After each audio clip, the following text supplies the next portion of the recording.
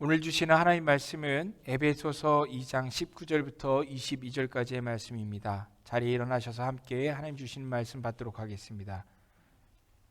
교독하도록 하시겠습니다. 그러므로 이제부터 너희는 외인도 아니요 나그네도 아니요 오직 성도들과 동일한 시민이요 하나님의 권속이라. 너희는 사도들과 선지자들의 터 위에 세우심을 입은 자라. 그리스도 예수께서 친히 모퉁이 돌이 되셨느니라. 그의 안에서 건물마다 서로 연결하여 주 안에서 성전이 되어가고 너희도 성령 안에서 하나님이 거하실 처소가 되기 위하여 그리스도 예수 안에서 함께 지어져 가느니라. 아멘. 이 말씀은 하나님께서 저에게 주시는 말씀입니다. 자리에 앉으셔도 좋습니다.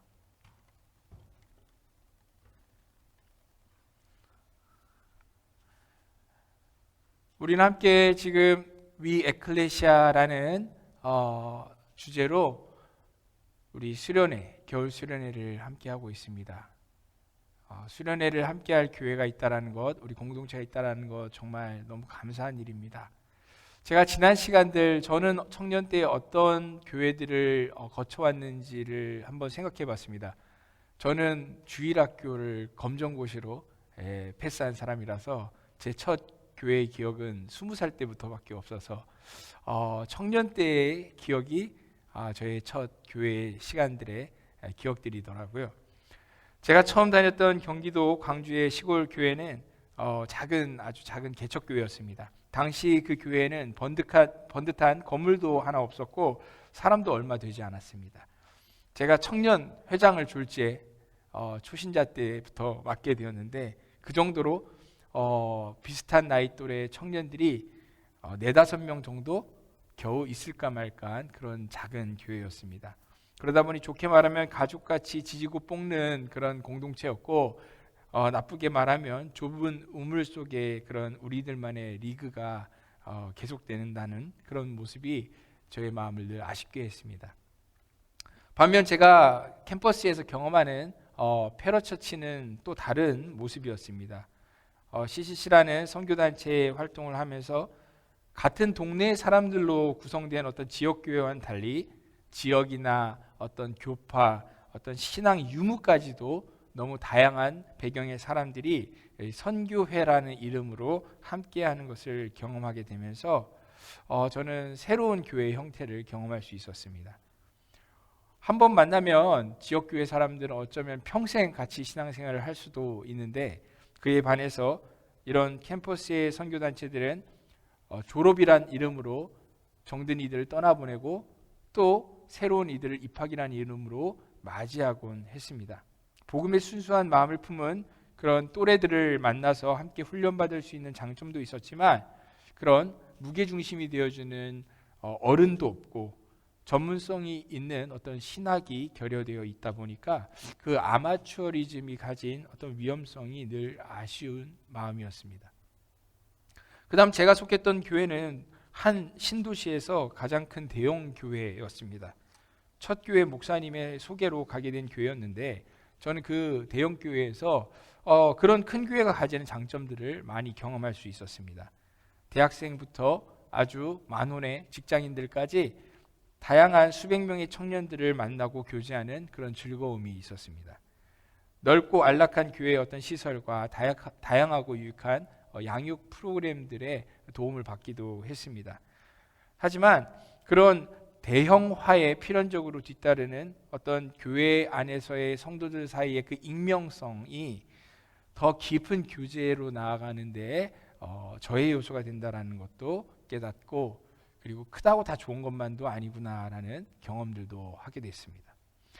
그 뒤로 저는 교역자가 되어서 수원의 가장 오래된 교회 중 하나에서 사역을 하기도 했고 또 미국 유학 시간 동안에는 다양한 종류의 미국 교회들을 체험하기도 했고 더 나아가서 이민교회라는 전혀 낯설고 새로운 교회도 경험할 수 있었습니다.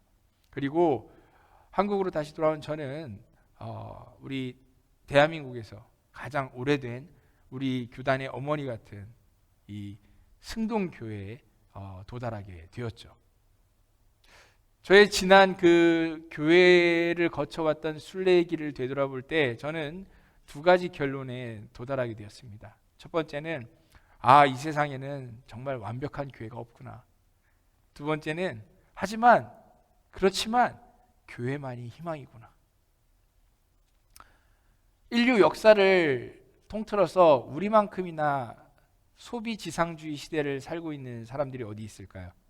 돈이면 안 되는 게 없는 것 같이 편리한 시대를 살다 보니까 교회를 대하여서도 우리가 그런 자기중심적인 신앙생활을 하는 사람들이 점점 많아지는 것 같습니다. 어떤 이들은 교회에 일주일에 한 번 들르는 교회를 어떤 주유소 같이 생각하고 말합니다.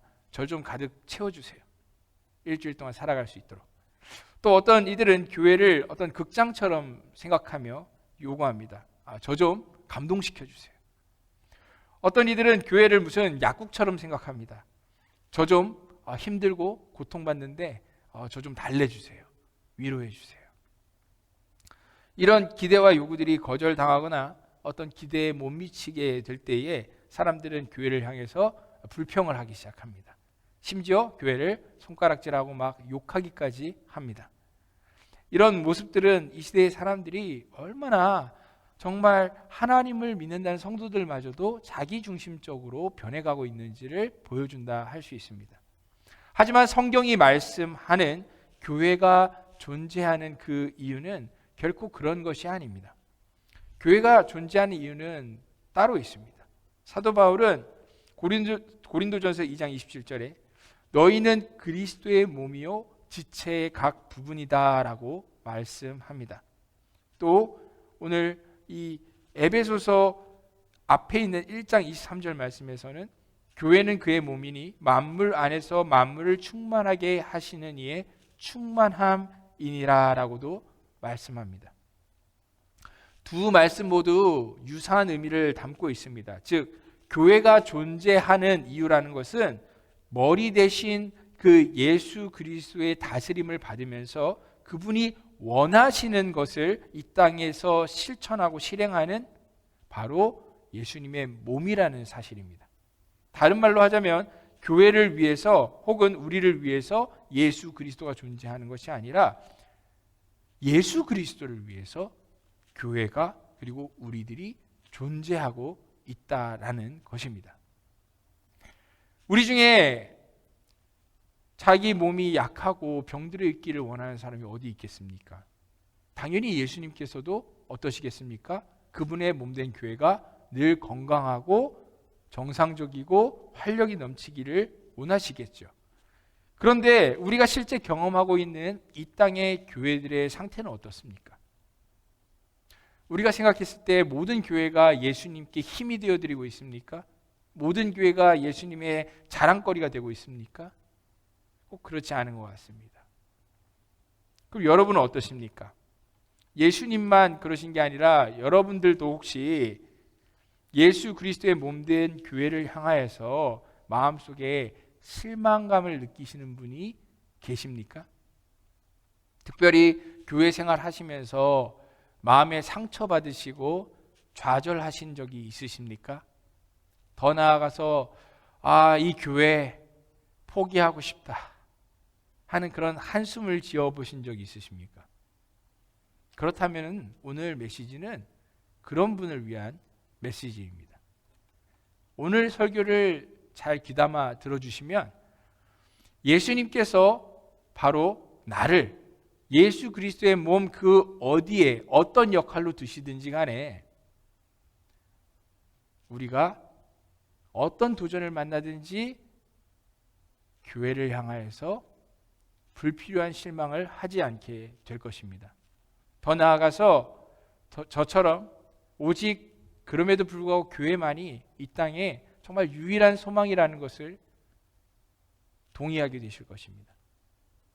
에베소 교회를 향한 오늘 이 바울의 편지의 글을 통하여서 우리는 세 가지 진실을 깨닫게 될 것입니다. 그리고 한 가지 우리의 삶 가운데 평생 적용해 나갈 우리는 적용의 그 적용점을 발견하게 될 것입니다. 첫 번째로 우리가 이 말씀을 통해서 깨닫는 것은 교회가 사람으로 이루어진 건물이라는 사실입니다. 교회는 사람으로 이루어진 건물입니다. 22절은 그리스도 예수 안에서 함께 지어져 가느니라 라고 말씀합니다. 예수님께서는 베드로에게 내가 이 반석 위에 내 교회를 세우리니 하고 말씀하신 바 있죠. 예수님께서 교회를 지으시는데 그 재료가 무엇입니까? 바로 예수님의 재료는 사람입니다. 예수님께서는 그분의 교회를 사람으로 지으십니다. 우리는 이 말씀을 통해서 하나님의 그 위대하신 계획이라는 것이 수십 세기에 걸쳐 모든 나라와 그 민족에서 하나님의 사람들을 모으시고 하나님의 그 사람들로 하여금 교회가 되어지게 하는 것, 그것이 하나님의 놀라운 계획이라는 사실을 깨닫게 됩니다. 성경이 말하는 교회에는 사실 두 종류가 있습니다. 첫 번째는 눈에 보이는 교회고요. 두 번째는 눈에 보이지 않는 교회죠. 눈에 보이지 않는 교회부터 먼저 이야기하자면, 눈에 보이지 않지만 시공간을 늘 뛰어넘어서 항상 예수 그리스도의 신부로 존재하는 그런 보편적인 교회가 있습니다. 그 우주적인 교회 안에는 정말 아담으로부터 바로 우리까지, 그리고 우리 이후에 올 이들까지 이미 모두 속하여 있습니다. 이런 교회는 완벽한 교회죠. 흠이 없는 교회입니다. 하지만 그것은 우리가 눈으로 보고 만질 수 있는 교회가 아니겠습니다. 두 번째로 우리 눈에 보이는 교회가 있죠. 우리는 그런 교회들을 흔히 로컬 처치, 지역교회라고 말합니다. 바로 우리가 지금 몸담고 있는 성동교회가 그런 눈에 보이는 가시적인 교회 중에 하나입니다. 이런 교회들은 분명한 특징이 있습니다. 문제가 많습니다. 결함이 많습니다. 늘 항상 잡음과 소음들이 있습니다. 그럼에도 불구하고 기이한 것은 예수님께서 이 문제 많고 연약한 지역교회를 통하여서 영혼을 구원하시고 이 세상을 그래도 변화시키기를 원하신다는 것입니다. 주님이라는 헬라어 퀴리오스에서 처치라는 말은 나왔습니다. 교회는 무형이든 유형이든 우주적이든 지역적이든 간에 다 누구의 소유란 뜻입니까? 다 주님의 소유, 예수님의 것입니다. 그런 주님의 교회 안에 있는 우리 모든 택함받은 사람들이 함께 예수님의 안에서 하나의 건물로 지어져 갑니다. 그러기에 사도 베드로는 사람에게는 버림바가 되었으나 하나님께는 택하심을 입은 보배로운 산돌이신 예수께 나아가 너희도 산돌같이 신령한 집으로 세워져야 한다고 말한 바 있습니다. 이런 말씀들을 엮어볼 때에 우리가 도달하게 되는 한 가지는 하나님께서 교회를 건축하는데 그 건축을 위하여서 바로 남들이 아니라 우리들을 함께 시공간에 두신다라는 것입니다. 우리 한 사람 한 사람이 건물에 마치 부분을 차지하는 돌들과 같이 우리가 물리적으로 육체적으로 모여 있게 된다는 것입니다. 이러한 개념은 참 중요합니다. 왜냐하면 이 에베소 교회에 편지를 쓸 때에 바울이 상상했던 건물의 형태는 우리가 21세기를 살고 있는 우리들이 상상하는 건물의 모습과는 조금 차이가 있기 때문입니다. 여러분들은 예배당을 생각할 때, 건물을 생각할 때 어떤 상상을 하십니까? 멀리 갈 거 없이 우리 승동교회 예배당을 밖에서 보면 어떻습니까? 붉은색 벽돌이 균일하고 조밀하게 반듯반듯하게 이렇게 벽을 이루고 있죠. 그렇다면 바울이 상상했던 그 시대의 건물들은 어떤 형태로 지어졌을까요? 그때는 벽돌을 쓰지 않았죠. 바울이 살았던 그 지역은 특히 돌을 사용하여서 건물을 지었습니다. 큰 돌, 작은 돌, 여러 가지 돌들입니다. 여러분들 혹시 예루살렘 옛 그 성전의 서쪽 벽이었던 통곡의 벽 사진을 기억하십니까? 기억이 안 나시면 여기 사진을 하나 준비해 봤는데요. 혹시 사진 준비되셨으면 한번 보십시오. 이 돌을 한번 보십시오. 이 통곡의 벽에 그 돌들을 보게 되면은 이 벽에 규격이 사이즈가 똑같은 돌이 하나라도 어디에 있습니까? 위로 갈수록 돌의 크기도 제각각이고요. 깨진 부분에는 다른 형태의 돌들이 그 자리를 메꾸고 있습니다. 큰 돌은 큰 돌대로, 작은 돌은 작은 돌대로 이 모든 돌들이 서로를 의지하여 균형을 이루면서 서로 짜여져 있습니다. 정말 이 돌들이 서로의 크기와 위치 그리고 형태가 다르지만 그 다름 때문에 서로를 의지하여서 하나의 벽을 이루고 있죠. 이것이 바로 바울이 보고 상상하고 썼던 바로 건물의 형태인 것입니다. 감사합니다. 혹시 여러분들 중에 나랑 똑같이 좀 나랑 생각이 닮고 나랑 좀 닮은 편안한 사람이 없다라고 교회에서 실망하시는 분이 계시다면은 저는 그분께 이렇게 말씀드리고 싶습니다. 그게 바로 당신이, 그게 바로 여러분이 우리 공동체에 있어야 되는 이유입니다. 우리는 정말 닮은 사람들을 편안하게 생각합니다. 내 옆에 있으면 같이 균형을 맞출 수 있는 벽돌 같은, 서로 그렇게 되면 정말 편안할 것 같습니다. 하지만 위대한 건축가이신 하나님께서는 서로 너무 다른 우리들을 한 곳에 모으셔서 아까 그 벽처럼 한 교회로 쌓여지게 하십니다. 그리고 그 교회가 이 세상에서는 아무리 작고 연약해 보일지언정 그 교회를 통해서 하나님께서는 택하신 사람의 죄를 십자가 은혜로 대속하시는 그 구원의 일을 하시고 또 한 사람 한 사람들을 더 하나님의 교회에 속하게 되어 하나님의 교회가 되게 하시고 그 하나님께 영광을 올려드리는 하나의 건물이 되게 하신다는 것입니다.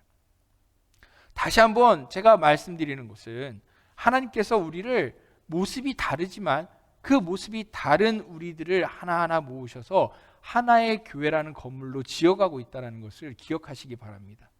그리고 그 가운데 우리가 이질감을 느낀다는 것이 또한 하나님의 계획 가운데 있다는 것, 너무나 당연하다는 것을 기억해 주시기 바랍니다. 두 번째로 제가 나누고 싶은 생각은요, 교회는 건축 중에 있다는 사실입니다. 교회는 건축 중에 있습니다. 21절과 22절을 읽어보자면 이렇게 되어 있습니다. 그의 안에서 건물마다 서로 연결하여 주 안에서 성전이 되어가고 너희도 성령 안에서 하나님이 거하실 처소가 되기 위하여 그리스도 예수 안에서 함께 지어져 가느니라. 흥미로운 것은 이 문장에 등장하는 동사들이 완료형이 없습니다. 다 어떻습니까? 현재형, 현재 진행형입니다. 영어로 보면은 being joined together, being built together라고 이야기하고 있습니다. 이미 연결되어졌고 이미 지어졌다라고 말하지 않고요. 그리스도의 교회는 지금도 여전히 어떻습니까? 건축 중에 있습니다. 이 사실을 알지 못하는 사람들은 쉽게 교회에 실망하게 됩니다. 아니, 교회가 왜 이래? 교회 다니는 사람들이 뭐 왜 이래? 하면서 손가락질하게 됩니다. 사실 저도 철없던 시절에 그런 말을 많이 했던 사람이기 때문에 할 말이 없습니다만, 물론 성도이고 하나님의 참된 교회라면은 우리가 또 거룩과 성결을 추구해서 세상과 다른 모습을 보여줘야겠지요. 아닌 척해도 세상이 교회를 향하여서 기대하는 어떤 기준과 잣대가 있습니다. 하지만 분명한 것은, 성경이 말씀하는 것은 이 땅의 모든 교회가 미완성이라는 것입니다. 예를 들어서 도시를 우리가 돌아다니다 보면은 여기저기에서 아파트 건설 현장을 만나게 되죠. 그 새로 짓는 아파트 현장에서는 근처에 또 뭐가 있습니까? 모델하우스라는 게 있죠. 모델하우스에 들어가 보면은 저는 항상 생각합니다. 아, 내가 여기 살았으면 좋겠다. 너무 아름답게 꾸며놓고 너무 완벽하게 만들어놨습니다. 그 모델하우스만 딱 보게 되면은 무슨 옆에 지어진 아파트가, 짓고 있는 아파트가 다 지어진 것처럼 착각이 들 정도입니다. 빨리 그냥 돈만 있으면, 문제는 돈이 없어서 그렇지만 돈만 있으면 분양받아야 될 것 같습니다. 그런데 나와가지고 그 보여주기 식의 공간을 빠져나와서 실제 담장 너머를 보면 어떻습니까? 그 공사 현장은 소음이 가득합니다. 먼지투성이이고 심지어 가끔 안전사고까지 일어나는 위험한 혼돈의 공간입니다. 그런 점에서 우리 실제 이 땅에 존재하는 교회는 결코 모델하우스가 아닙니다. 교회는 2판, 4판, 공사판, 완전히 시끄러운 건축 현장입니다. 게다가 하나님을 믿는 사람들의 모임도 교회이지만 성경은 무엇을 교회라고 근본적으로 이야기하고 있습니까? 하나님을 믿는 그 신자 한 사람 한 사람이 바로 하나님의 성전이고 하나님의 교회라고 이야기하고 있습니다. 그렇습니다. 남 이야기할 필요 없습니다. 바로 내가 바로 하나님의 교회입니다. 우리들 중에서 저는 다 완성되었습니다. 저는 다 예수님 닮았습니다. 이제 저는 완성됐으니까 더 이상 이런 설교 필요 없습니다 라고 말할 수 있는 사람이 우리 중에 누가 있겠습니까? 그런 분이 만약에 계시면 제가 그런 분을 예수님이라고 부를 수밖에 없죠. 예수님 다 이미 닮아버렸으니까. 그런데 이상할이 많지 우리들은 자기 자신에게는 도저히 찾을 수 없는 그 선한 것을 타인들에게는 가혹하리만큼 요구하는 죄인의 습성들이 있습니다. 그것을 사자성어로 뭐라고 하죠? 요즘 신조어로 내로남불이라고 한다더군요. 그렇죠? 그러기에 아우구스티누스는 교회를 과거에 뭐라고 묘사했냐면 죄인들이 모여있는 병원이다라고 묘사한 바 있습니다. 예수님께서도 뭐라고 말씀하셨습니까? 건강한 자에게는 의사가 쓸데없고 병든 자에게라야 쓸데있나니 내가 의인을 부르러 온 것이 아니요 죄인을 불러 회개시키러 왔노라 말씀하셨습니다. 생각해 보십시오. 어떤 환자가 아픈 몸을 이끌고 병원에 와가지고 둘러보더니 하는 소리가 아니 뭐 여기는 정상적인 인간이 하나도 없고 순 병자들밖에 없어? 그러면서 짜증을 낸다면 여러분들은 어떻게 생각하시겠습니까? 뭔가 착각을 해도 단단히 하고 있는 거죠. 우리는 그런 사람들에게 네 꼬라지를 알아라 말하게 될 것입니다. 병원에는 병자들이 병을 고치러 오는 것이 너무나 당연한 것입니다. 마찬가지로 교회에는 죄인들이 죄의 문제를 해결받으려고 오는 것이 당연합니다. 이 점을 우리가 잊지 않고 잘 기억한다면 우리가 불완전한 지옥교회를 향하여서 우리의 기대치를 적절하게 재설정할 수 있을 것입니다. 상상해 보십시오. 2명의 죄인이 만나서 좋은 결혼 생활을 한다는 것이 얼마나 어렵겠습니까? 하물며 수백 수천 명, 아니 수만 명의 죄인들이 함께 한 지역교회에 모여가지고 하나의 교회를 이루어 간다는 생각을 해보십시오. 그게 쉬운 일이 아닙니다. 정말 어려운 일입니다.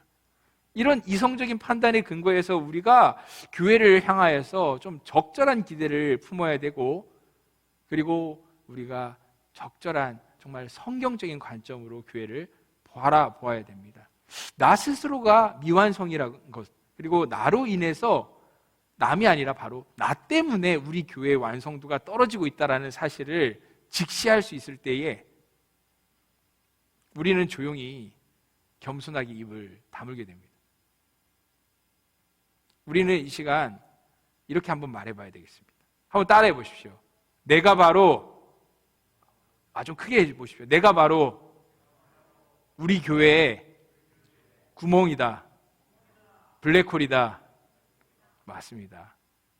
다른 사람의 김상현 목사, 제가 바로 우리 승동교회의 정말 구멍입니다. 그래서 우리 지체들 만날 때마다 늘 제가 입버릇처럼 사무실에도 이야기합니다. 저만 잘하면 됩니다. 저만 잘하면 됩니다. 맞습니다. 제가 잘해야 됩니다. 이렇게 솔직하게 인정하니까 참 마음이 편하고 얼마나 좋습니까? 우리 같은 이런 구멍들이 이렇게 빵빵 뚫려 있는데 우리 교회에 지어지는 데 있어서 어떻게 문제가 없을 수가 있겠습니까? 어떤 교회는 청소가 시급할 수도 있고요. 어떤 교회는 재건축을 해야 될 판이고요. 어떤 교회들은요, 겉은 그럴싸한데 보니까 모델하우스랑 다르게 기초공사도 하나도 안 돼 있습니다. 그런 교회들도 있을 수 있습니다. 그런데 우리가 정말로 교회를 사랑한다면 그게 뭐 그렇게 대수입니까? 예수님께서는 저를, 이렇게 미완성인 저를, 아니 완성과는 아무 상관이 없는 저를 무조건적으로 먼저 사랑해 주셨는데 왜 예수님의 몸된 교회를 저는 조건적으로 사랑해야 되겠습니까? 주님을 진심으로 사랑한다면 그분의 교회도 그냥 사랑하는 거죠. 여러분이 만약에 인생을 걸 만큼 사랑하는 사람을 만났는데 그 사람이 그 집안에 대해서 알다 보니까 그 가족이 내 마음에 안 들어, 조금 내 기대에 못 미쳐 라는 생각이 든다면은 그것 때문에 인생의 어떤 이상형을 포기하는 것, 그게 꼭 지혜로운 일이겠습니까? 그런 건 사랑이 아니죠. 그건 진짜 사랑한 적이 없다라는 뜻입니다. 사랑은 어떤 조건이 다 갖춰졌을 때 100점이 되어가지고 띵 사랑하게 되는 것이 아닙니다. 사랑은 그냥 사랑하기로 했기 때문에 사랑하는 겁니다. 건축 현장은 늘 소란스럽고 문제가 끊이지 않죠. 맞아요. 우리 교회가 승동교회가 딱 그럴 수도 있습니다. 하지만 걱정하지 마십시오. 우르르 꽝꽝 막 때려 부시는 소리가 막 나고 막 왜 또 이래 막 그런 이제 막 생각이 들어도 너무 짜증내거나 겁먹을 필요가 없습니다. 바로 위대한 건축가이신 우리 주님께서 교회를 손보고 계시다라는 증거입니다. 그분이 다 잘하고 계십니다. 그분을 신뢰하십시오. 그분께서 자신의 교회를 짓고 계시는 중입니다. 예수님이 지금 일하고 계시는구나. 예수님, 우리 교회 잘 지어주세요. 우리는 그렇게 기도하고 우리는 그 있어야 될 자리를 잘 지켜가면 되는 것입니다. 세 번째로 제가 나누고 싶은 것은요, 교회가 하나님이 찾고 계신 그분의 집이라는 사실입니다. 교회는 바로 하나님이 찾고 계신 그분의 집입니다. 22절을 다시 보면은 너희도 성령 안에서 하나님이 거하실 처소가 되기 위하여 그리스도 예수 안에서 함께 지어져 가느니라 라고 말씀하고 있습니다. 그 중에서도 눈에 띄는 표현이 성령 안에서 하나님이 거하실 처소라는 표현입니다. 이것은 우리에게 굉장히 희망을 주는 이야기입니다. 왜요? 이 건설 현장 같은 교회의 상황이 계속되지는 않고 언젠가 끝이 난다라는 희망을 주는 말이기 때문입니다. 그렇습니다. 영원히 교회는 건축만 되고 있지만 않습니다. 하나님께서 언젠가는 이 하나님의 건물을 다 완성시키실 것입니다. 그리고 그 건물이 완성되면 하나님께서는 그것을 하나님의 처소로 사용하실 것입니다. 하나님이 거하시고 사시는 집이 될 거라는 겁니다. 교회가 지금 비록 미완성이지만은 언젠가는 완벽하게 다 완성이 되어져서 하나님이 그분이 사랑하시는 사람들과 더불어서 함께 영원히 살아가게 될 그런 완벽한 집이 될 거라는 말씀인 거죠. 그때 누가 하나님과 함께 살게 될까요? 바로 우리들이죠. 성경의 중요한 테마 중에 하나가 바로 이 땅에서 하나님께서 그분이 거하실 처소를 찾는 이야기입니다. 우리가 출애굽기 가운데 모세와 이스라엘을 찾아오신 그 여호와 하나님께서 그들에게 무엇을 만들라고 하셨죠? 만남의 장막, 회막을 만들라고 하시는 장면을 우리는 보았습니다. 그곳에서 하나님께서 거하시고 만나 주셨죠. 가나안 땅에 들어가면 하나님께서 이스라엘 백성들에게 자기의 이름을 두려고 택하신 곳에 성전을 만들라고 명령을 하십니다. 그래서 다윗이 예루살렘의 성전을 짓기로 했고 준비한 다음 솔로몬이 그 성전을 지어 봉헌을 했지요. 그렇게 하나님의 처하실 그 처소를 지었을 때에 하나님께서는 구름과 같은 그 임재로 이 땅 가운데 임하셨습니다.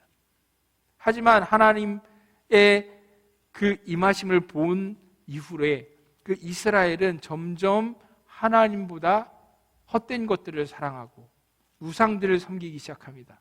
그래서 이후에 므낫세 왕과 같은 그런 악한 왕 때가 되면 성전은 더럽혀지고 사방이 우상 숭배의 처소가 되고 점성술을 그렇게 점성술의 어떤 상징들로서 성전벽이 도배가 되어버리고 맙니다. 결국에 하나님께서는 그곳에 계실 수 없음을 에스겔 선지자에게 환상으로 보여주십니다. 하나님의 그 영광이 동쪽 문으로 빠져나가고 난 다음 결국 예언대로 바벨론이 쳐들어오고 예루살렘 성전은 불타 무너져 버리고 맙니다. 이 모든 유대 백성들은 그 이방 땅에 포로로 잡혀가서 70년이라는 세월을 억압받게 되죠. 하지만 하나님께서 은혜를 베푸시고 결국 에스라 느헤미야 때가 되었을 때 유대인들은 다시 예루살렘으로 돌아와서 성전을 재건합니다. 스룹바벨에 의해서 재건된 그 성전은, 두 번째 성전은 그 과거의 솔로몬의 것에 비해서 너무나 초라하고 볼품이 없었습니다.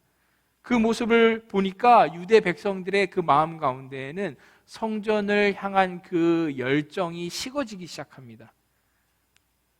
그리고 점점 형식적이고 율법적인 종교의식으로 껍데기만 남게 되었습니다. 그러자 하나님께서는 구약 성경 마지막 말라기 말씀 가운데 뭐라고 말씀하십니까? 회개해라. 내가 너희에게 엘리야를 보낼 것인데 그때까지 참된 회개를 하지 않으면, 그 회개의 열매를 보이지 않으면 너희에게 심판이 있을 것이다. 수백 년의 세월이 지났습니다. 그리고 바로 그날이 왔습니다. 정말 하나님의 아들께서 성전에 직접 오셨습니다. 그래서 그 성전에 어떤 회개의 열매가 있는지, 정말 믿음의 열매가 있는지를 둘러보셨습니다. 마치 이파리만 무성한 무화과 나무를 들추어서 그 안에 열매가 있는지 없는지 보시는 것처럼 예수님께서는 그 성전을 여기저기 둘러보셨습니다. 하지만 하나님의 그 집 상태가 어땠습니까? 열매 없는 무화과처럼 아무 열매가 없었습니다. 만민이 기도하는 집이라고 하나님께서 세우신 곳인데 그곳에 강도들이 가득했습니다. 역도들이 가득했습니다. 나라를 팔아먹는, 하나님 나라를 팔아먹는 그 도둑놈들만 가득했습니다. 성자 하나님께서는 결국 그 성전을 깨끗하게 장사꾼들을 다 몰아내시고 저주하십니다. 뿌리가 말라서 죽어버렸던 그 열매 없던 무화과처럼 그 성전도 돌 위에 돌이 남기지 않고 완전히 다 파괴될 것이라고 예수님께서는 저주하십니다. 정말 예수님의 예언대로 주 70년에 로마 군인들이 쳐들어왔을 때 성전은 철저히 파괴되어 버립니다. 그리고 지금까지 성전은 재건되지 못하고 폐허만 남아 있게 되었습니다. 그렇다면 그때 당시 성전이 아니라 하나님께서 하나님이 택하신 사람들을 만나신 다른 처소가 있던 것일까요? 그때 당시에는 하나님께서는 그럼 성전이 아닌 어떤 처소에서 하나님이 하나님의 백성들을 만나 주셨던 걸까요? 사도 요한은 이렇게 기록하고 있죠. 너희가 이 성전을 헐라 내가 사흘 동안에 일으키리라. 유대인들이 이르되 이 성전을 46년 동안에 지었거늘 네가 3일 동안에 일으키겠느냐 하더라. 그러나 예수는 성전된 자기 육체를 가리켜 말씀하신 것이라. 아멘. 하나님께서 이 땅 가운데 육체로 오셨습니다. 인간의 몸으로 오셨습니다. 그래서 그 육체의 장막 가운데 거하시면서 33년여 시간 동안에 사람들을 직접 만나 주셨습니다. 그리고 그들에게 말씀하십니다. 내가 곧 길이요 진리요 생명이니 나로 말미암지 않고는 아버지께로 올 자가 없느니라. 사람이 나를 사랑하면 내 말을 지키리니 내 아버지께서 그를 사랑하실 것이요 우리가 그에게 가서 거처를 그와 함께 하리라. 이것이 바로 복음입니다. 누구든지 믿음으로 예수를 믿으면 하나님을 만나는 하나님의 집으로 갈 수 있다라는 그 소식. 우리가 정말 그분의 말씀을 지키고 살아갈 때에 우리는 예수님과 함께 하나님 아버지께로 가서 그분의 집에 거하게 될 것입니다. 그러기에 사도 바울은 이렇게 말씀합니다. 너희 몸은 너희가 하나님께로부터 받은 바 너희 가운데 계신 성령의 전인 줄 알지 못하느냐. 너희는 너희 자신의 것이 아니라. 하나님께서 거하시는 성전이 지금 어디에 있습니까? 있습니다. 바로 예수 그리스도를 믿는 그 믿는 자의 육체가, 우리의 마음, 우리의 영혼이라고 그렇게 관념적으로 생각하지 마십시오. 내가 생각했을 때는 참 허약하고 참 정말로 쉽게 유혹에 빠지는 이 육체가 그럼에도 불구하고 하나님께서 성전이다, 성령이 거하시는 바로 그 장막이다라고 그렇게 말씀하십니다. 그뿐만이 아닙니다. 내가 그리스도와 함께 십자가에 못 박혔나니 그런즉 이제는 내가 사는 것이 아니오 오직 내 안에 그리스도께서 사시는 것이라. 이제 내가 육체 가운데 사는 것은 나를 사랑하사 나를 위하여 자기 자신을 버리신 하나님의 아들을 믿는 믿음 안에서 사는 것이라. 십자가에서 나는 죽고 이제는 또 부활하신 성자 하나님께서 내 안에 사시는 겁니다. 믿음으로 인해서 정말 이 초라하기 짝이 없는 이 육체 가운데 삼위일체 하나님이 함께 하십니다. 삼위일체 하나님이 이 육체를, 내 몸을 하나님의 집으로 삼으셨습니다. 그래서 이 삼위일체 하나님께서 감히 이곳에 거하신다고, 거하시겠다고, 그래서 날마다 이곳이 하나님께 예배 드려지는 성전 되게 하시겠다고, 하나님 만나는 그 회막이 되게 하시겠다고 말씀하시는 겁니다. 헬라어로 교회가 무엇입니까? 오늘 타이틀, 우리 수련의 제목이 뭐였습니까? 위 에클레시아. 에클레시아가 그리스어로 교회라는 뜻입니다. 에크, 밖으로, 칼레오, 부르다 라는 이 두 단어가 합성되어진 단어 에클레시아는 말 그대로 우리 교회라는 것이 세상으로부터 하나님께 부름받아서 더 이상 세상을 따르지 않고 하나님에게 속하여서 하나님을 따르고 하나님께 속하여진 그 공동체다라는 것을 증명하는 말입니다. 그렇게 부름받은 한 사람 한 사람이 한 지역 교회로 보내집니다. 그리고 그 교회가 아무리 작다 할지라도 두세 명이 함께 모인 그 믿음의 사람이 함께 예배하는 그 자리에 약속하신 대로 예수님은 늘 함께 하십니다. 그렇게 우리 가운데, 교회 가운데, 나의 삶 가운데 하나님이 함께 하십니다. 거하십니다. 그런데 어떻습니까? 결국 우리가 이 연약한 이 하나님의 집, 그리고 이 교회도 또한 연약한 하나님의 집인 것처럼 보이지만 결국 우리는 영원하고 완벽한 하나님 아버지의 그 집, 우리의 그 본향집을 향하여서 날마다 우리는 살아가고 있는 것입니다. 그렇지만 하나님께서는 이 땅에서도 분명히 하나님의 집을 짓기 원하시고 하나님이 그 집에 거하기를 원하십니다. 바로 내가, 우리 교회가 하나님이 거하시는 집입니다. 그렇습니다. 우리 교회에 대해서 깨닫고 배운 것을 세 가지를 정리해 보면 이렇습니다. 교회는 사람으로 이루어진 건물이고요. 교회는 건축 중에 있고요. 또 교회는 하나님이 찾고 계시는 그분이 거하시는 집이라는 것을 우리가 알게 되었습니다. 그런데 이것이 우리의 삶에 어떻게 적용될 수 있을까요? 그럼에도 불구하고 우리는 우리의 삶 가운데 여전히 문제를 발견하고 그 문제의 해결점을 우리는 찾게 되는 그런 것이 우리의 정직한 삶입니다.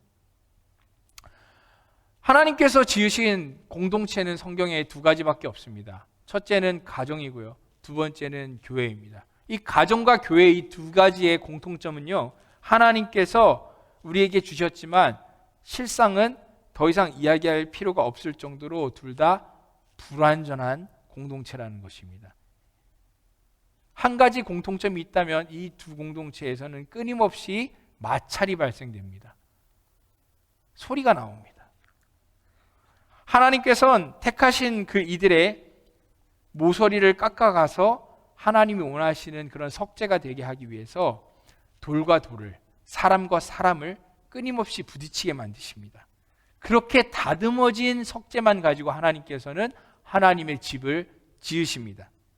만약에 어떤 돌이, 어떤 사람이 그 마찰을 거부한다면, 그리고 끝끝내 피하여서 다듬어지지 않는다면, 그런데도 불구하고 하나님께서 그 사람을 꼭 하나님의 교회에 위해서 쓰셔야 된다고 판단하신다면 어떻게 하실까요?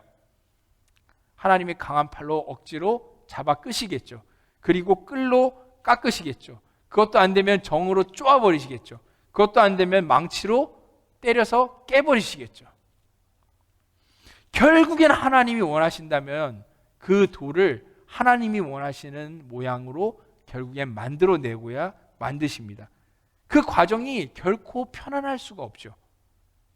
하나님께서 저를 깎아서 하나님이 원하신 교회의 한 조각으로 쓰시겠다면, 부분으로 쓰시겠다면 거기에는 분명히 어떠한 쉽지 않은 과정이 뒤따르는 것입니다.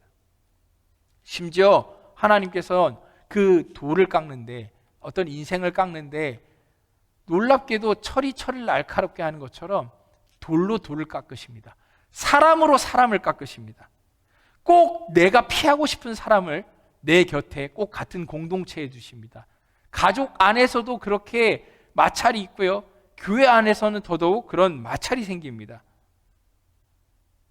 여러분들이 저를 다 이렇게 쳐다보고 계시는데 만약에 우리 공동체에서 그런 연마제 역할을 하는 사람이 저라면 감사하게 생각합니다. 그냥 받아들이셔야 합니다. 그게 하나님의 방법인데 어떡하겠어요? 우리가 좋든지 싫든지 하나님께 우리가 하나님 저는 좀 응원받고 전 격려받으면서 신앙생활하고 싶어요 라고 이야기해도 하나님께서 그렇지 않게 생각하시고 결국엔 사람으로 사람을 깎으시겠다고 하시면 우리는 아멘으로 그것을 받아들이는 것이 믿음입니다. 가끔씩 그 불편함이 싫다고 교회를 떠나서 자기 혼자 신앙생활 하겠다라고 하는 분들도 있습니다. 그래서 요즘 그런 분들을 안 나간다고 가난한 신자라고도 부른다고 하죠. 코로나 상황이 길어지면서 자의반 타의반 그런 사람들이 더 많아진 것 같습니다. 그런데 이런 불완전한 교회에 함께하지 않는 분들은 그분들이 모르겠습니다. 믿음이 있다고 고백할지 모르겠지만 그들의 삶에 있어서 현실은 어떻습니까? 그 울퉁불퉁한 그 삶의 그 모습들이 깎이지는 않는다라는 것입니다. 성장이 정상적으로 이루어질 수는 없다라는 것입니다. 그렇기 때문에 하나님의 성전으로 지어져 가야 되겠는데 지음받기에 그렇게 모양을 갖추지 못했기 때문에 그런 사람들은 쓰임받기가 참 어렵습니다. 결국에는 삶이 불신자와도 별반 차이가 없을 수밖에 없습니다. 그러기에 야고보서 1장 3절에 4절은 말씀하죠. 이는 너희의 믿음의 시련이 인내를 만들어내는 줄 너희가 알미라. 인내를 온전히 이루라. 이는 너희로 온전하고 구비하여 조금도 부족함이 없게 하려 함이라. 교회가 하나가 되어지는 그 과정에 어려움이 있습니다. 하지만 그 어려움을 통해서 우리는 인내를 이루게 됩니다. 내 삶이 깎여나가는 같은 고통이 있지만 그것을 통해서 오히려 하나님께서 온전하게 하시고 채워주시는 것들을 경험하게 된다는 것이 신앙의 역설입니다. 왜냐하면 깎여나가는 것들이 사실상 우리한테는 소중해 보일지 모르지만 그것들이 하나님 보시기엔 무익한 것들이거든요. 그런 무가치한 것들은 사라지고 그 빈자리를 하나님께서 어떻게 하십니까? 내 옆에 있는 다른 형제 자매로서 그 공간을 대신 메꿔주십니다. 채워주십니다. 그리고 서로가 서로를 의지하여 함께 하나의 성전으로, 하나의 건물로, 하나님의 집으로 지어져 가도록 건축자 되신 우리 하나님께서는 일하고 계십니다.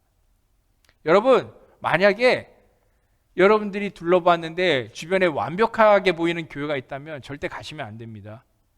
왜요? 그런 교회 가시면은 그런 교회에서는 성장이 있을 수가 없어요. 그런 교회에 가면은 정말 영적인 응석구러기, 정말 그런 성인 아이만 만들어질 뿐입니다. 좋은 게 아닙니다. 그런 의미에서 우리 승동교회에 계신 우리 특히 청년부에 계신 형제 자매 모든 분들이 얼마나 복받았는지 모릅니다. 이 성장의 기회가 우리에게는 무궁무진합니다. 함께 우리는 그렇게 날마다 성장해 가고 있습니다. 할렐루야. 이게 침묵의 아멘은 무엇이죠? 동의라고 믿고 싶습니다. 사실 천국에 가기 전까지 완벽한 교회는 없어요. 어차피 모든 교회는 완벽하지 않습니다. 다만 우리가 소망하는 바는 무엇입니까? 언젠가 하나님의 집이 다 지어지는 때가 오면은, 그래서 예수님이 하시는 그 일이 다 끝마쳐지는 때가 오면은 우리가 정말 완벽한 하나님의 집에 하나가 되어서 우리가 그 기쁨에 함께 들어가게 될 것이다 라는 그 소망이 우리 안에 있다라는 것입니다. 그날이 오고 있습니다. 그날에는 정말 아담 이후로 모든 인류가 정말 하나님의 한 교회로서 함께 완전히 지어진 모습으로 우리가 함께 하나님을 찬양하고 그 어린 양 안에서 그 기쁨의 지극히 기쁨의 자리로 우리는 들어가게 될 것입니다. 그날까지 날마다 불완전하고 미완성인 거 알지만 그래도 소망 가운데 우리가 함께 지어져가는 우리 에클레시아 창공 우리 승동 우리 공동체가 되기를 주님의 이름으로 축복합니다. 우리 함께 이 시간 찬양하고 또 기도했으면 좋겠는데요. 우리가 정말 위 에클레시아라는 제목으로 오늘 말씀 나누면서 우리가 정말 하나님께서 하나님의 건물이 되게 하시려고 세상 가운데 굴러다니는 버려진 돌들이었는데 우리를 택하셨다라는 것을 감사했으면 좋겠고요. 그 가운데 하나님께서 우리를 다듬어서 하나님의 교회로 날마다 지어가시는 그 비밀의 섭리가 얼마나 놀라운 것인지를 깨달았으면 좋겠고요. 그리고 우리가 정말 교회가 무엇인지 그 신비가 무엇인지를 더 함께 이 시간 찬양과 기도 가운데 깊은 자리로 깨달음의 자리로 들어갔으면 좋겠습니다. 우리 함께 이 시간 찬양하겠습니다.